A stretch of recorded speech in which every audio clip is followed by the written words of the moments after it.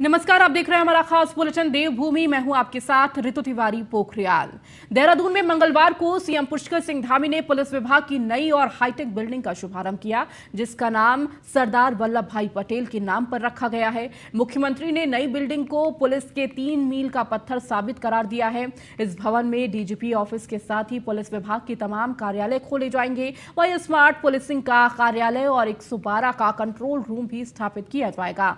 आपको बता दें कि अभी तक यहां पर डीआईजी गढ़वाल का ऑफिस था। नए भवन में फायर और ट्रैफिक व्यवस्था के साथ ही 4 धाम रूटों पर लगे सीसीटीवी कैमरे की निगरानी के लिए व्यवस्था बनाई गई है, जिसमें कंट्रोल रूम से गढ़वाल रेंज में जुड़े 7 जिलों की मॉनिटरिंग रहेगी।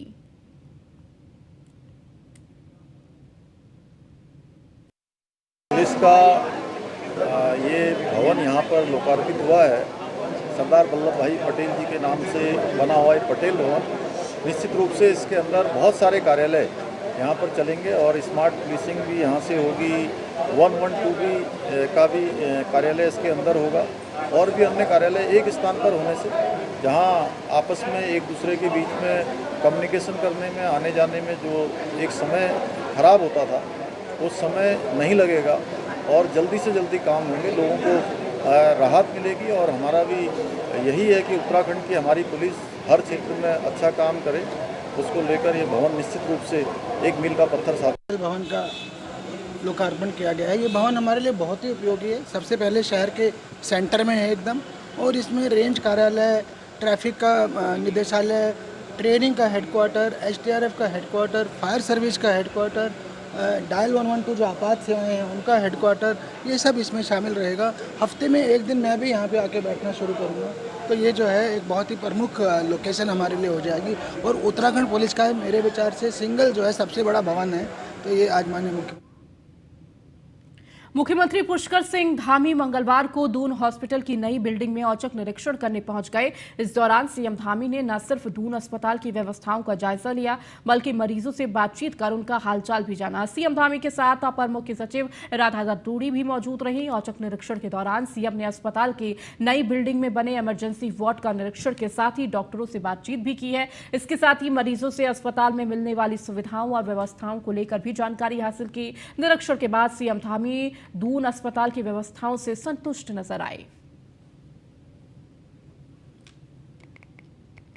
21 जून को विश्व भर में योग दिवस मनाया जा रहा है। मुख्यमंत्री पुष्कर सिंह धामी ने इसके लिए प्रधानमंत्री नरेंद्र मोदी को धन्यवाद दिया है। सीएम ने कहा कि पीएम मोदी की आह्वान पर विश्व में 21 जून को योग दिवस घोषित किया गया। इसी के तहत समूचे उत्तराखंड में हर घर, हर कार्यालय और हर संस्थान में योग हो। सभी लोग योग के कार्यक्रम से जुड़े और योग करके स्वयं को निरोगी बनाएं। इसके लिए उत्तराखंड में सभी जगह योग दिवस मनाया जाएगा।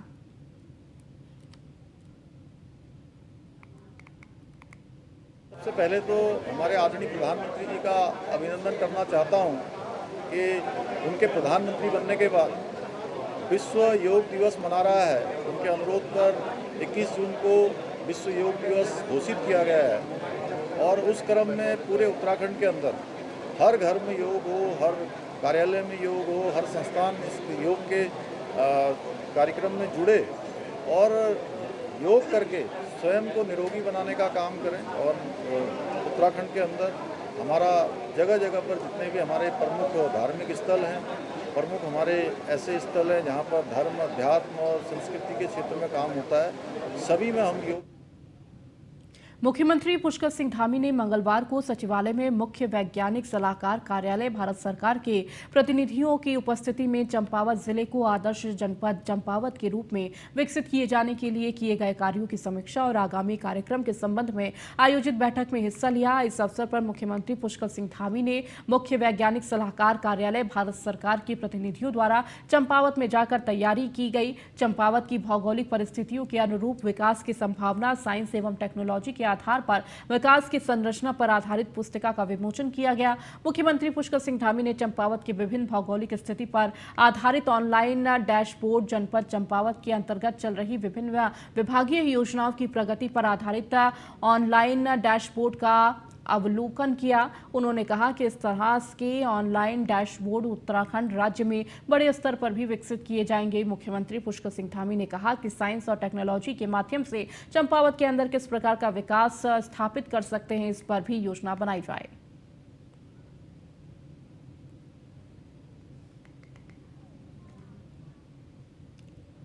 कैबिनेट मंत्री सौरभ बहुगुणा ने सितारगंज रोडवेज बस अड्डे का औचक निरीक्षण किया और इस दौरान उन्होंने रोडवेज बस अड्डे पर मौजूद यात्रियों से उनकी समस्या सुनी। सौरभ बहुगुणा ने कहा कि जनता की शिकायतें मिल रही थी कि रोडवेज बस अड्डे पर बसों का आवागमन नहीं हो पा रहा है। कुछ दिन पहले ही विधानसभा आगमन पर रोडवेज बस अड्डे का निरीक्षण किया था, जिसमें काफी निराशाजनक स्थिति थी, लेकिन अब व्यवस्थाएं सुधर रही हैं। कोशिश करी थी कि हमेशा मैं अपने विधानसभा के जो प्रमुख स्थान हैं जहां से जनता को लाभ मिलने की संभावनाएं होती हैं, चाहे वो हमारा बस स्टेशन हो, चाहे वो अस्पताल हो, मैं उनका निरीक्षण ज़रूर करता हूं। वहां पे क्या कमियां हैं, क्या सुधार और करने हैं, उसके ऊपर चर्चा होती है। और पिछली बार जब मैं यहाँ पर आया था तो एक बहुत बड़ी शिकायत थी कि बसें अंदर नहीं आ रही हैं और यहाँ पर बहुत बसों का जो आवागमन है कम हो गया था। और इस बार मैं आया हूँ तो आज अच्छा लगा कि लगभग 180 से 190 बसें बस स्टेशन के अंदर आ रही हैं। पिछली बार एक शिकायत थी कि रात में बसें अंदर नहीं आ रही हैं। आज मैंने रजिस्टर भी चेक किया है तो कल 3:30 बजे उत्तराखंड तेजी से समान नागरिक संहिता की ओर कदम बढ़ा रहा है। समान नागरिक संहिता का ड्राफ्ट तैयार कर रही विशेषज्ञ समिति 30 जून के आसपास ड्राफ्ट को सरकार को सौंपने की तैयारी कर रही है। उत्तराखंड बीजेपी उत्साहित है क्योंकि उत्तराखंड से निकला मुद्दा पूरे देश में छा चुका है, जबकि अन्य राज्यों में इसकी चर्चा और इसे आगामी चुनावों में एक बड़े हथियार के रूप में भी पार्टी देख रही है। यूसीसी का ड्राफ्ट तैयार करने के लिए गठित विशेषज्ञ समिति जनता से सुझाव लेने के साथ ही राजनीतिक दलों और प्रवासियों से भी संवाद कर रायशुमारी की प्रक्रिया पूरी कर रही है। अब ड्राफ्ट में जन सुझाव जोड़े जा रहे हैं। समिति हलाला और इज्जत को रोक लगाने पर सुझाव का भी ध्यान कर रही है। वहीं उत्तराखंड में सभी लड़कियों की शादी की उम्र बढ़ सकती है, साथ ही उन्हें पैतृक संपत्ति में लड़कियों के समान बराबरी का अधिकार दिया जा सकता है। इन दोनों के मुद्दों पर मुख्यमंत्री पुष्कर सिंह धामी के निर्देश पर समान नागरिक संहिता का ड्राफ्ट तैयार कर रही है। विशेषज्ञ समिति गंभीरता से विचार कर रही है। समिति हलाला और इद्दत पर रोक लगाने पर सुझावों पर भी अध्ययन कर रही है। ये बताते खुशी बहुत जल्दी वो ड्राफ्ट सरकार को प्राप्त हो जाएगा और उत्तराखंड पहला राज्य बनेगा जहां समान नागरिक संहिता को हम लोग लागू करने वाले राज्य के रूप में होंगे। ये बात इसलिए कह रहे हैं कि संविधान में लिखा हुआ है कि समय आना चाहिए जब देश के अंदर समान नागरिक संहिता बने। उस उद्देश्य के साथ हमारा राज्य पुष्कर धामी जी के नेतृत्व पहला राज्य देश का बन रहा है जहाँ सबके लिए कानून बने। और इसके लिए हमने शुरू से ही सामाजिक संगठनों से, आम जनता से, राजनीतिक दलों से हमने रायशुमारी की है और उसी आधार पर ये लागू होगा। और ये भी बताते खुशी है कि देश की पार्लियामेंट भी इसे भविष्य में संज्ञान ले और देश में ये कानून लागू हो तो भारत का भारतत्व। देहरादून, हरिद्वार, उधम सिंह नगर के साथ ही कोटद्वार, हल्द्वानी से लेकर काशीपुर तक बिजली कटौती हुई है। हालांकि अभी कटौती की आंच से उद्योग बचे हुए हैं, लेकिन फर्निश इंडस्ट्री में भी कटौती की जा रही है। प्रदेश में पिछले 24 घंटे में बिजली संकट बढ़ गया है। ग्रामीण क्षेत्रों के साथ ही छोटे कस्बों में भी बिजली कटौती की गई है। यूपीपीसीएल ने बिजली मांग 5.5 करोड़ यूनिट से भी ऊपर आकी है। प्रदेश में जैसे जैसे पारा चढ़ रहा है वैसे ही बिजली की मांग की बेकाबू होती जा रही है। सुबह से गर्मी के बिजली की मांग रिकॉर्ड 5.4 करोड़ यूनिट तक रही है। मांग के सापेक्ष अभी 5 करोड़ यूनिट तक बिजली तो उपलब्ध है, बाकी बिजली बाजार से खरीदने की मजबूरी बनी हुई है। ग्रामीण क्षेत्रों में देर शाम तक 5 घंटे तक की कटौती दर्ज की गई है। गर्मी के बीच बिजली न आने की वजह से लोगों में हाहाकार मचा हुआ है। सचिव ऊर्जा आर मीनाक्षी सुंदरम के मुताबिक प्रदेश की जल विद्युत इकाइयों में भी उत्पादन कम हुआ। हम कम से कम बिजली की कटौती हो ये प्रयास कर रहे हैं। क्योंकि गर्मी ज़्यादा बढ़ी है और उसकी वजह से मांग में बढ़ोतरी हुई है, लेकिन हमारी अच्छी बात यह है कि हमारे गैस बेस्ड पावर प्लांट चल रहे हैं, उसकी वजह से थोड़ा बहुत हम लोग मैनेज कर रहे हैं। अभी हम एक और गैस बेस्ड पावर प्लांट पर निर्णय लेना बाकी है, तो उसको भी हम लोग जल्दी ले लेंगे। मानसून अगर आ जाता है तो फिर उसके बाद हमारी हाइड्रो पावर का जो जनरेशन है ये बढ़ जाएगा, उसके बाद ये स्थिति सामान्य स्तर पर पहुंच जाएगी। 3 प्लांट प्रपोज किए गए थे जिसमें 2 ऑपरेशनल हैं। एक तीसरा प्लांट बीटा नामक कंपनी को अलॉटेड था और बीटा जो है कर नहीं पाए, उसकी वजह से उसकी री एलोकेशन होना है। इस पर जल्दी निर्णय लिया जाएगा। इलेक्ट्रिसिटी डिस्ट्रीब्यूशन में हमेशा एक बेस लोड की ज़रूरत होती है, क्योंकि हम लोग बहुत ज़्यादा हाइड्रो पावर डिपेंडेंट है और हाइड्रो पावर में सीजनलिटी है। मानसून के टाइम में प्रोडक्शन बढ़ेगा, गर्मी में भी प्रोडक्शन बढ़ेगा, लेकिन उसके साथ मांग भी बढ़ जाता है, और विंटर में प्रोडक्शन ड्रॉप होगा लेकिन मांग बढ़ जाएंगे। तो ये सब सीजनलिटी रहती है। और सोलर में भी डेली वेरिएशन रहते हैं। सोलर में दिन में जनरेशन होता है, शाम के टाइम में जनरेशन नहीं होता है। अभी बैटरीज की उतनी कैपेसिटी नहीं है कि आप स्टोर करके रात को उसको यूज़ करें। तो इन सबको देखते हुए अभी थर्मल पावर जनरेशन भी बहुत इम्पॉर्टेंट हो गया है। ऑलरेडी हमारे पास 3 gas based power plant Kashipur में बने हैं, जिसमें 2 ऑपरेशनल है। एक जो है जिस कंपनी को अलॉटमेंट हुआ था वो करा नहीं पाए, तो उसकी री एलोकेशन होना है, तो उस पर हम लोग जल्दी डिसीजन ले लेंगे। अब इसी परिस्थिति में हमने डिसाइड किया था कि एक थर्मल पावर प्लांट भी हमारे पास होना चाहिए, ताकि हम बेस लोड की जो ज़रूरतें हैं उसको पूरा कर सकें। अभी हाल ही में THDC और UJVNL के बीच में एक जॉइंट वेंचर बनाने का डिसीजन हुआ है। इसकी केंद्र सरकार के 9 साल पूरे होने पर चलाए जा रहे महाजनसंपर्क अभियान के तहत गदरपुर विधानसभा में लाभार्थी सम्मेलन दिनेशपुर के खुदीराम बोस स्टेडियम में आयोजित किया गया। इस कार्यक्रम में बतौर मुख्य वक्ता बीजेपी प्रदेश मंत्री विकास शर्मा पहुंचे। विकास शर्मा ने केंद्र सरकार की उपलब्धियां गिनवाई। भारतीय जनता पार्टी का महासंपर्क अभियान चल रहा है, जो भारतीय जनता पार्टी की केंद्र सरकार के 9 साल पूर्ण होने पर 20 मई से ये आरंभ हुआ था। 30 जून तक ये महासंपर्क अभियान चलना है, जिसमें विभिन्न प्रकार के हम लोगों ने कार्यक्रम किए हैं। उन्हीं कार्यक्रमों के तहत आज यहाँ पर लाभार्थी सम्मेलन रखा गया था। इस लाभार्थी सम्मेलन में उन सब लोगों को बुलाया गया जिनको हमारी केंद्र सरकार की योजनाओं द्वारा या हमारी राज्य सरकार की योजनाओं द्वारा लाभ मिला। उन सब लोगों को हम लोगों ने यहाँ बुलाया और उन लोगों से हमने बात की, उनके साथ संवाद किया और उन्हें हम लोगों ने रक्षा मंत्री राजनाथ सिंह ने बीजेपी के महाजनसंपर्क अभियान के तहत प्रबुद्ध सम्मेलन के दौरान अलग अलग क्षेत्रों से जुड़े बुद्धिजीवियों को संबोधित किया है। कार्यक्रम में मुख्यमंत्री पुष्कर सिंह धामी से लेकर बीजेपी प्रदेश अध्यक्ष महेंद्र भट्ट, पूर्व मुख्यमंत्री त्रिवेंद्र सिंह रावत, राज्यसभा सांसद नरेश बंसल, टिहरी लोकसभा क्षेत्र के सांसद माला राज लक्ष्मी शाह समेत भाजपा से जुड़े वरिष्ठ नेताओं और तमाम प्रबुद्धजनों ने हिस्सा लिया। प्रबुद्ध जन सम्मेलन के बाद मीडिया से मुखातिब होते हुए बीजेपी के प्रदेश अध्यक्ष महेंद्र भट्ट ने कहा कि इस प्रदेश और देश के विकास की गति के लिए हर एक व्यक्ति का सहयोग जरूरी है। इसीलिए बीजेपी आगामी दिनों में हर समुदाय और वर्ग विशेष के बीच जाकर डोर टू डोर संवाद कायम करेगी। कोण क्या है? हमारी प्रायोरिटीज में उत्तराखंड छोटा राज्य है लेकिन टॉप है। कोण क्या है? हमारी प्रायोरिटीज में उत्तराखंड छोटा राज्य है लेकिन टॉप है। कोण क्या है? हमारी प्रायोरिटीज में उत्तराखंड छोटा राज्य है लेकिन टॉप है। कोण क्या है? हमारी प्रायोरिटीज में उत्तराखंड छोटा राज्य है लेकिन टॉप है। कोण क्या है? हमारी प्रायोरिटीज में उत्तराखंड छोटा राज्य है लेकिन टॉप है। मुख्यमंत्री जी का राजनाथ सिंह का उद्बोधन से मैं ये कह सकता हूँ कि भारत रक्षा के क्षेत्र में आत्मनिर्भर भारत बना है और आज अनेकों देशों को हम यहाँ से जो भिन्न रक्षा के संयंत्र हैं उनको सप्लाई कर रहे हैं। एक ज़माना था जब केवल खरीदा जाता था और किस प्रकार की अनेकों बार उसमें अनेकों विवाद खड़े होते थे, चाहे घोटाले का विवाद हो, चाहे जो वस्तु आती है उसके अंदर की कमी का विवाद हो।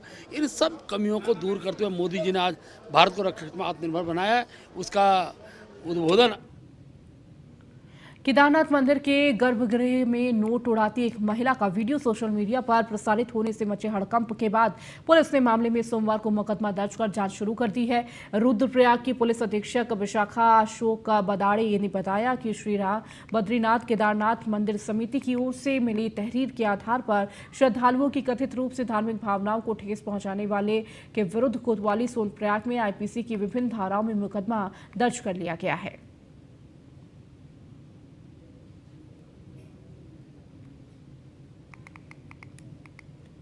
घेरने वाला हाँ, उस पर मुकदमा दर्ज कर दिया गया है और ऐसा किसी को भी जो है आस्था के साथ खिलवाड़ नहीं करने दिया जाएगा। हम पहले से ही ऑपरेशन मर्यादा चला रहे हैं, जिसमें आपको पता है कई हजार लोगों के विरुद्ध कार्रवाई हो चुकी है। तो वीडियो वायरल होने के बाद लगातार कई सवाल खड़े हो रहे थे कि आखिर जिस तरह से तमाम पुजारी भी बगल में मौजूद थे, उन्होंने इसकी इजाजत क्यों दी। केदारनाथ धाम के गर्भगृह में एक महिला द्वारा रुपए बरसाए जाने का वीडियो वायरल हो रहा है।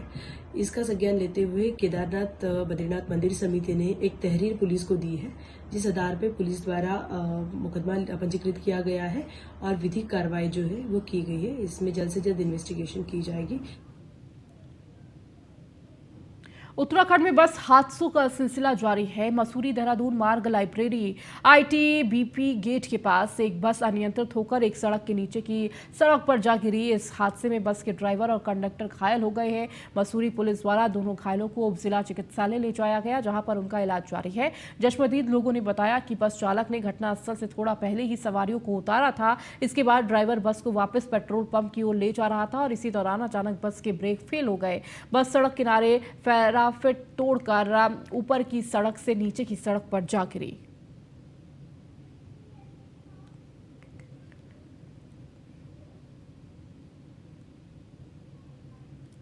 एक साल के अंदर जो है ये करीबन 10 दुर्घटनाएं हैं। एक बस यहाँ पर गिरी पिछले 6-7 महीने पहले, जिसमें 2 कैजुअलिटी हुई, और ठीक इससे 10 पे जो है आज ये दूसरी बस गिर गई। ठीक 4-5 महीने पहले एक हल्द्वानी वाली बस वहाँ पर गिरी। अभी परसों ब्रेक फेल हुए रोडवेज की बस के। उससे पहले अभी 3-4 दिन पहले एक प्राइवेट बस के ब्रेक फेल हुए। दिक्कत ये है कि इसका अल्टरनेटिव रोड है नहीं सरकार के पास।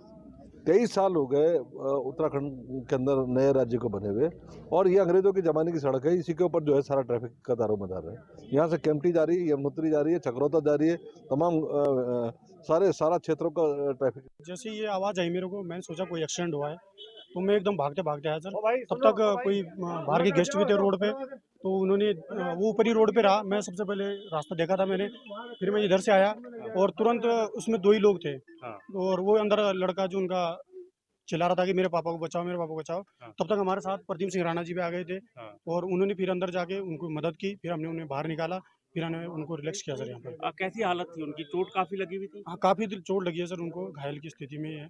बाकी जो उनका लड़का है वो भी थोड़ी। जैसे ये मैं यहाँ गैस एजेंसी पे खड़ा हुआ था, मेरे गाड़ी की लाइट थोड़ी सी प्रॉब्लम हो रही थी, तो मैं उसे चेक करने निकला, तो ऊपर से बस आई है। उसका जो ब्रेक का जो प्रेशर होता है वो नीचे डाउन हुआ है, और मेरे को ज़्यादा लगता है कि उसके ब्रेक फेल हो गए और वो पैराफीट से नीचे ITBP गेट पे गिरी। काफी तेजी में थी क्या बस?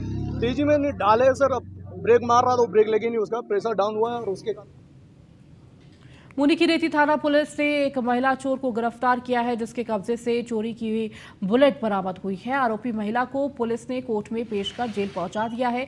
मुनिकीरेती थाना पुलिस के मुताबिक 18 जून को श्यामपुर खदरी ऋषिकेश निवासी ब्रह्मानंद भट्ट किसी काम से आनंद धाम की ओर आए गए थे। उन्होंने अपनी बुलेट आनंद धाम के पास खड़ी कर दी, लेकिन गलती से बुलेट से वो चाबी निकालना भूल गए। कुछ देर बाद वापस आए तो बुलेट गायब मिली, जिसके बाद पीड़ित ने पुलिस में शिकायत दर्ज कराई। वहीं पुलिस ने जब CCTV फुटेज खंगाले तो एक महिला बुलेट चोरी करती दिखाई दी। इसके बाद पुलिस की टीम ने महिला को बाईपास मार्ग पर बुलेट समेत गिरफ्तार कर लिया है। इंस्पेक्टर रितेश शाह ने बताया कि महिला का नाम कैंडी है और वो गोवा की रहने वाली है।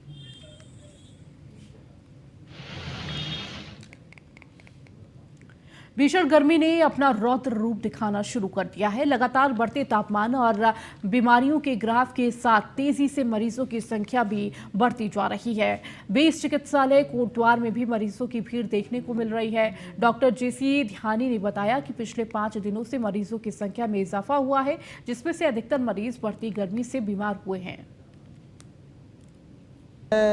मरीजों की संख्या, जो विशेष बीमारी की संख्या ज़्यादा बढ़ रही है, क्योंकि उसमें गर्मी में क्या होता है, एक तो जो है पेशेंट में जो है हीट स्ट्रोक के पेशेंट आते हैं, गर्मी से ज़्यादा पीड़ित मरीज आते हैं। Heat stroke, temperature, high temperature के से पीड़ित मरीज आने शुरू होते हैं। और दूसरा जो है इसमें डायरिया, डिसेंट्री, गैस्ट्रोएंटेराइटिस, उल्टी, पेची, इसके मरीज काफ़ी आते हैं आजकल। तो जिससे डिहाइड्रेशन वाली समस्या के मरीज काफ़ी आते हैं। मरीज संख्या लगभग जो है इस तरह के मरीज जो है 60-70 मरीज तो रोज़ ही आ रहे हैं हमारे पास। उल्टी, पेचिस, डायरिया, डिसेंट्री के 50-60 मरीज तो आ ही रहे हैं पूरे अस्पताल में रोज़ के। तो इन मरीजों की संख्या बढ़ने से कब से दिख रहा है? ये पिछले 4-5 दिन से इस तरह के मरीजों की संख्या बढ़ी है, जो गैस्ट्रोएंटेराइटिस, उल्टी, पेचिस वाले मरीज हैं, टेम्परेचर हाइपरपैरेक्सिया, हाइपर टेम्परेचर वाले, हीट स्ट्रोक वाले। लक्सर के फतवा गांव में एक ग्रामीण द्वारा पालतू गाय को बेरहमी से पीटने का वीडियो सोशल मीडिया पर जमकर वायरल हो रहा है। इस वीडियो का संज्ञान लेकर पुलिस ने आरोपी राजपाल को हिरासत में लिया है। आरोपी के खिलाफ पशु क्रूरता अधिनियम के संबंधित धाराओं में मुकदमा दर्ज किया है। वहीं स्थानीय ग्राम प्रधान के मुताबिक आरोपी ऐसी घटना को पहले भी अंजाम दे चुका है।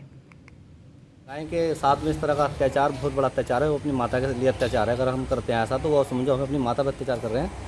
तो इसके लिए अगर कोई भी इस तरह का प्रकरण करता है उसके लिए कड़ी से कड़ी कार्रवाई होनी चाहिए। एक राजपाल नाम का व्यक्ति है जो गाय माता को मारता है, मारता दिख रहा है। मसूरी ट्रेडर्स एवं वेलफेयर एसोसिएशन के तत्वाधान में 22 जून से 30 जून तक मसूरी योगा फेस्टिवल का आयोजन कराया जाएगा, जिसमें योगा ट्रेनर कोमल सेमवाल द्वारा लोगों को योग के बारे में जागरूक किया जाएगा। मसूरी में आयोजित प्रेस कॉन्फ्रेंस में Mussoorie traders and welfare association के अध्यक्ष रजत अग्रवाल ने बताया कि मसूरी में पहली बार मसूरी योग फेस्टिवल का आयोजन किया जा रहा है, जो मसूरी राधाकृष्ण मंदिर के सभागार में 22 जून से 30 जून तक चलेगा। ये योग फेस्टिवल मसूरी में 22 तारीख से 30 तारीख तक होगा। 22 तारीख को इसका शुरुआत होगी, सुबह 7 से 8 प्रत्येक दिन होगा और अंत में 30 तारीख को एक कार्यशाला के द्वारा इसका समापन होगा, जिसमें हेल्दी फूड, हेल्दी ब्रेकफास्ट और योगा सर्टिफिकेट के साथ साथ योगा किट का हम एक प्रोत्साहन के रूप से अपने जितने हमारे पार्टिसिपेंट्स होंगे उनको देंगे। इसकी खास बात ये भी है कि मसूरी की होनहार बेटी हमारी कोमल सेमवाल जो BA योगा हैं, MA योगा सेकेंड ईयर में है, टाइक्वांडो ब्लैक बेल्ट हैं, जुम्बा और अनेक इस प्रकार की जो गतिविधियां हैं जो जागरूक रखती हैं हर इंसान को हेल्थ से।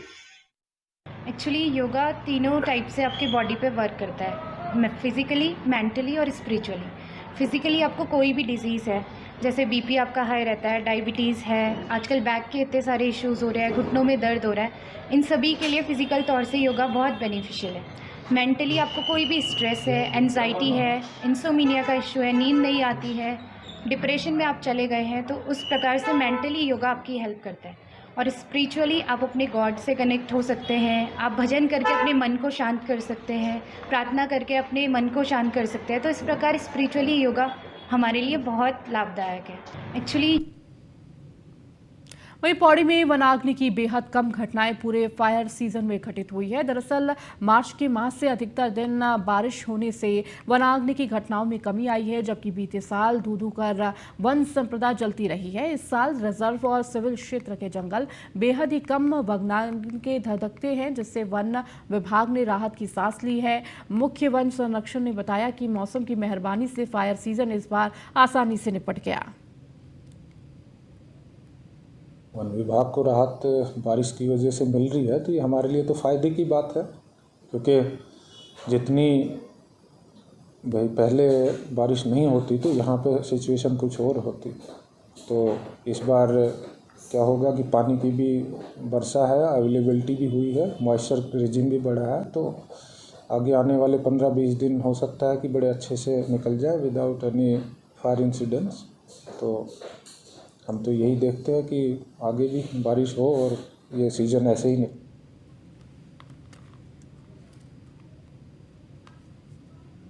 भारत के संविधान पर अगर उनकी आस्था कम है, इससे प्रदर्शित होता है। और ऐसे भी लोग हैं जिन्होंने देश के अंदर केवल तुष्टीकरण किया है, और ये UCC हम किसी के खिलाफ नहीं लाए हैं, किसी को परेशान करने के लिए, किसी को ध्रुवीकरण करने के लिए, ऐसा हमारा कोई उद्देश्य नहीं है। हमारा प्रदेश तो बहुत शांत प्रदेश है। यहाँ प्रत्येक परिवार से कोई सेना में है, कोई अर्धसैनिक बलों में है। हमारा प्रदेश 2 अंतर्राष्ट्रीय सीमाओं से लगा हुआ है। यहाँ पर देव स्थान है, धर्म अध्यात्म संस्कृति का केंद्र है, गंगा यमुना का ये प्रदेश है। तो हम इस प्रदेश के अनुरूप, यहाँ की एक शांति व्यवस्था है, उसके अनुरूप हम लोगों ने निर्णय लिया और उत्तराखंड की देवतुल्य जनता ने उस पर हमको अपना समर्थन दिया है। हम उसी को आगे बढ़ा रहे हैं। सर, जनसंख्या के लिहाज से, क्षेत्रफल के लिहाज से उत्तराखंड शायद सबसे छोटे राज्यों में से एक होगा, तो क्या लगता नहीं कि उत्तराखंड जैसे छोटे राज्य से निकला एक मसला राष्ट्रीय मुद्दा बनने जा रहा है और अब देश के अन्य राज्यों में इस पर चर्चा हो रही है? केंद्र में भारतीय जनता पार्टी का संगठन इसकी चर्चा करता है, कई चुनाव में इसकी बात आ रही है, तो क्या लगता नहीं कि ये उत्तराखंड से एक बड़ा संदेश जा रहा है? देखिए, उत्तराखंड के जो भौगोलिक स्ट्रक्चर है, यहाँ का जो अपना परिवेश है, यहाँ का मूल स्वरूप है, वो स्वरूप बना रहे, उसके अनुरूप हमने इसको लागू करने की दिशा में कदम उठाया है और हम देवभूमि के अंदर लागू करेंगे। देवभूमि के अंदर अगर कोई भी काम होता है तो ये तय मानिए जहाँ उत्तराखंड की जो आम जनता है, सामान्य जनता है, देवतुल्य लोग हैं, उन सभी ने अपना आशीर्वाद दिया, तभी हमको ये यूसीसी लागू करने का अधिकार, यूसीसी के लिए समिति बनाने का अधिकार, सरकार में आने का अधिकार मिला है। तो कहीं ना कहीं भगवान की कृपा भी है, क्योंकि ये देवभूमि है, देवभूमि में ये काम हो रहा है। तो मैं तो सबसे मेरी तो अपेक्षा है कि हिंदुस्तान के हमारे सभी राज्य इस दिशा में आगे बढ़ें और अपने अपने यहाँ यूसीसी लागू करें। सर, इस ड्राफ्ट की मोटी मोटी सिफारिशों को अगर अभी तक जितना हम समझ पाए हैं। चलिए, इस बुलेटिन में फिलहाल इतना ही। बने रहिए न्यूज़ 1 इंडिया के साथ।